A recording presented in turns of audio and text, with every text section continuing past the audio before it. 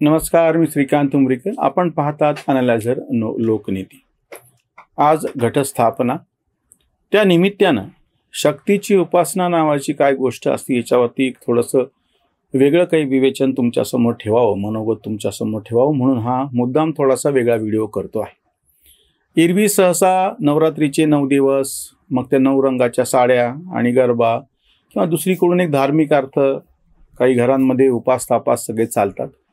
देवीचे घट बसलेले असतात, रोज संध्याकाळी देवीच्या आरत्या होतात. ह्याच्या पलीकडं आपण त्याचा कधी काही फारसा विचार करत नाही.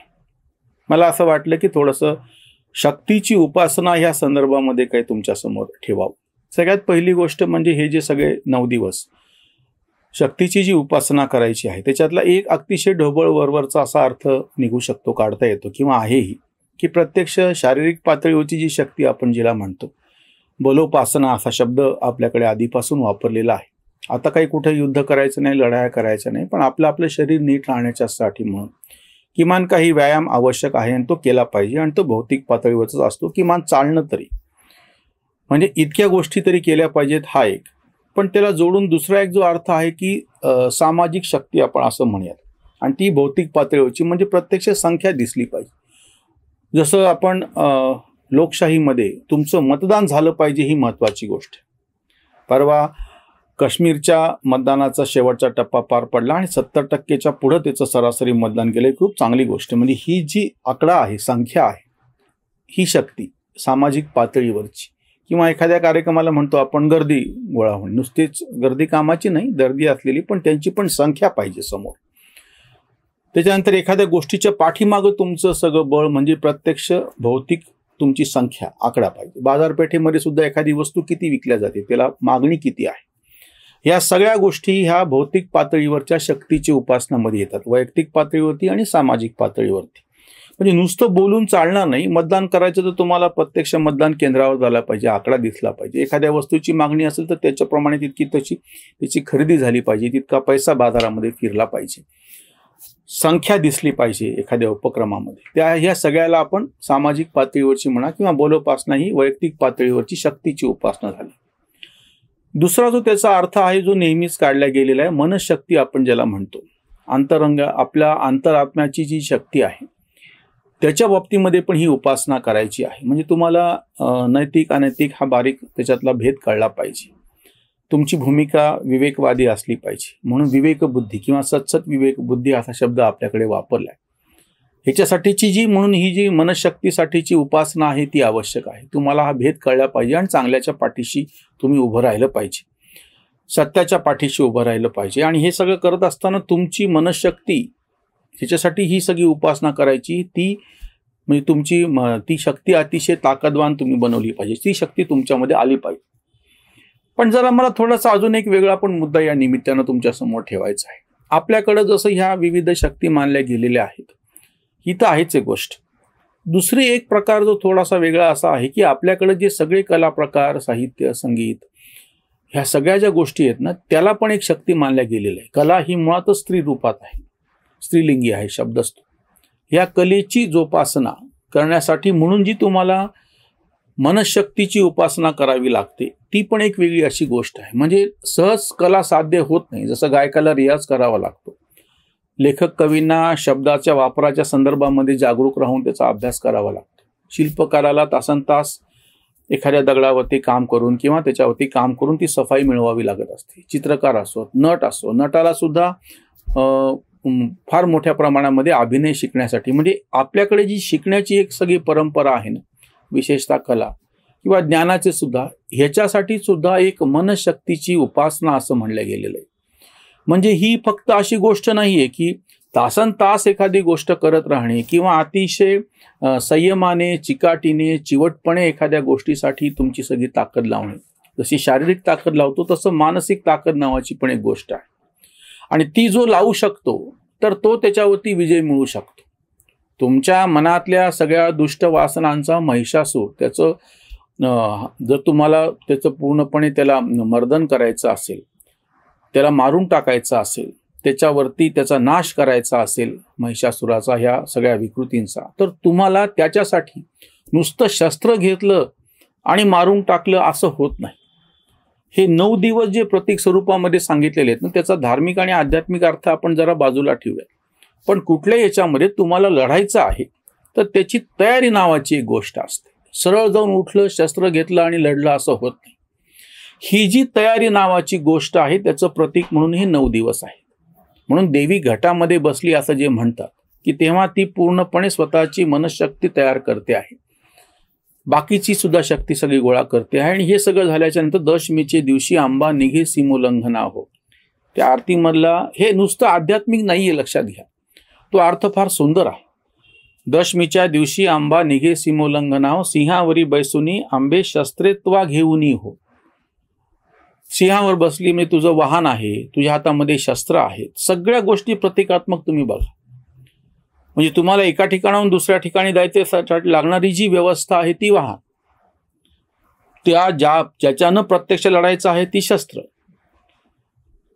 शुंभनी कुंभाधिक राक्षस किती मारुनी रणी हो. म्हणजे तुला हे सगळं करण्यासाठी म्हणून वेगवेगळ्या आघाडीवरती लढायचं आहे, वेगवेगळ्या लोकांशी, वेगवेगळ्या अपप्रवृत्तीशी, वेगवेगळ्या विकृतीशी सामना करायचा आहे. असा तो सगळा पूर्ण जर अर्थ लक्षात घेतला तर आपल्याला नवरात्राचा अर्थ लक्षात येईल. आधीच्या तर कडव्यामध्ये फार वेगवेगळ्या पद्धतीनं सगळे तिची कसं सगळे उपासना करतायत आणि असं फार सुंदर वर्णन सगळं आलेलं आहे. अगदी तिची पूजा कशी बांधलेली आहे. म्हणजे ह्या सगळ्या उपासनेच्या काळामध्ये हे काही फक्त कोरडं नाहीये, सौंदर्यानं तुझी उपासना आहे. त्याच्यानंतर तुझी कठोर तपस्या अशी केलेली आहे, व्रत केलेले, अनुष्ठान आहे. म्हणजे तुमच्या असं लक्षात येईल की शक्तीची उपासना असं म्हणत असताना, नवरात्र असं तुम्ही सगळं म्हणत असताना ह्याचा केवळ धार्मिक असा अर्थ उरत नाही, वैयक्तिक पातळीवरती पण त्याचा एक अर्थ निघतो. तो भौतिक पातळीवरची शक्तीची उपासना असो किंवा मानसिक शक्तीची उपासना असो, सामाजिक पातळीवरती पण त्याचा अर्थ असा सुंदर निघतो की तुम्हाला एखाद्या समूहामध्ये मिळून काही करायचं असेल, साध्य करायचं असेल तर तुम्हाला ही उपासना करावी लागते सगळ्यांना मिळून. आणि तिसरा मला जो वेगळा अर्थ तुमच्या समोर मी ठेवतो आहे तो कलेच्या संदर्भात. हा जरासा वेगळा आहे. सगळ्या जागतिक पातळीवरती एखादी कला साध्य करून घेण्यासाठी म्हणून एक साधारणतः शिक्षण आणि बाकीच्या गोष्टी सांगितलेल्या असतात, ते बरोबर आहे. पण आपल्याकडे त्याला जोडून आधीपासून त्याच्यासाठीची तपस्या करणे हा एक प्रकार आलेला आहे. ती आपल्याला एरवी फक्त साधू संत तपस्या करतात एवढंच दिसतं. इतकी सोपी गोष्ट नाहीये ती, किंवा त्यांच्यापुरतीच गोष्ट नाहीये ती मर्यादित. सगळ्या कलाकारांना तपश्चर्या करावी लागते तशा अर्थाने. तप असा जो शब्द आपल्याकडे आलेला आहे ना, 12 वर्षासाठी तो मानला गेलेला आहे. 12 वर्ष हा एक असा कालखंड आहे, त्या सगळ्या कालखंडामध्ये एक जवळपास फार मोठ्या प्रमाणामध्ये 12 राशी पण आपल्याकडे मानल्या गेलेल्या आहेत, 12 महिने पण मानले. 12ला एक फार विशिष्ट असा अर्थ आहे. ऋतुचक्र पूर्णच्या पूर्ण त्या 12 महिन्यामध्ये फिरतं. त्याच पद्धतीनं 12 वर्षाच्या कालखंडामध्ये एक खूप मोठं स्थित्यांतर पण घडून जातं, वयामध्ये पण घडतं. म्हणून आपल्याकडे साधारणतः वयाचे जे टप्पे मानले गेलेत, 12-13व्या वर्षाच्या नंतर, त्याच्यानंतर 24व्या वर्षानंतर, 36च्या नंतर, त्याच्यानंतर 48च्या नंतर, म्हणजे साधारणतः 12-12 वर्षाचे जर टप्पे तुम्ही बघितले ढोबळमानानं तर तुम्हाला एक मोठी स्थित्यांतर 12-12 वर्षाच्या नंतर, म्हणजे ते 3 सगळे जे आश्रम सांगितलेले आहेत ना 4 आपल्याकडे, ह्या सगळ्यातून ते टप्पे तुमच्या लक्षात येतात. म्हणजे मग तुमच्या असं लक्षात येईल की नवरात्र हा म्हणजे फक्त एक धार्मिक उत्सव न राहता काहीतरी कर्मकांड आहे, काहीतरी त्याच्यामध्ये फक्त सोहळं असं आहे असं न राहता त्याचा व्यापक असा अर्थ आपल्या लक्षात येतो. आणि तसा तो लक्षात घेतला तरच ते कळू शकेल. अन्यथा त्याला एक संकुचित म्हणून आपण सोडून दिलं जाईल. तसं होऊ नये, त्याच्यावरची ही उसंतवाणी.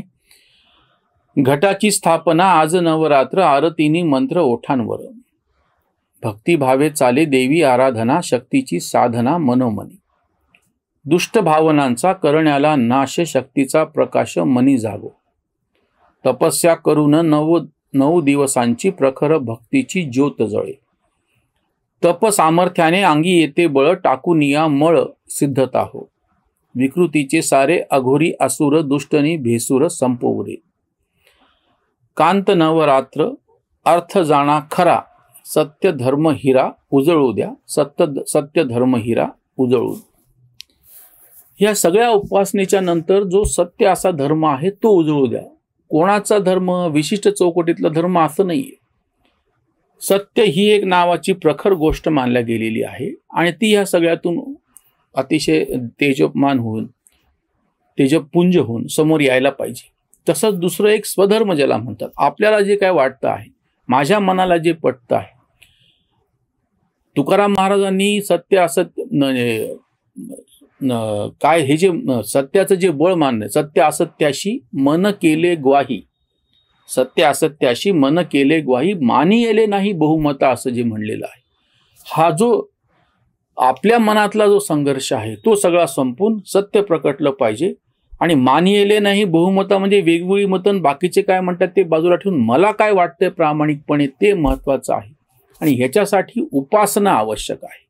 नवरात्राचे 9 दिवस या पद्धतीनं उपासना करून आपण आपापल्या क्षेत्रामध्ये, केवळ 9 दिवसच नाही, आपल्या आपल्या क्षेत्रामध्ये आपल्याला काही साध्य करायचं असेल तर हा जो मंत्र आहे उपासनेचा तो सगळ्यांनी अवलंबला पाहिजे. तुमच्या सगळ्यांना नवरात्रीच्या शुभेच्छा. इथेच थांबूया. धन्यवाद.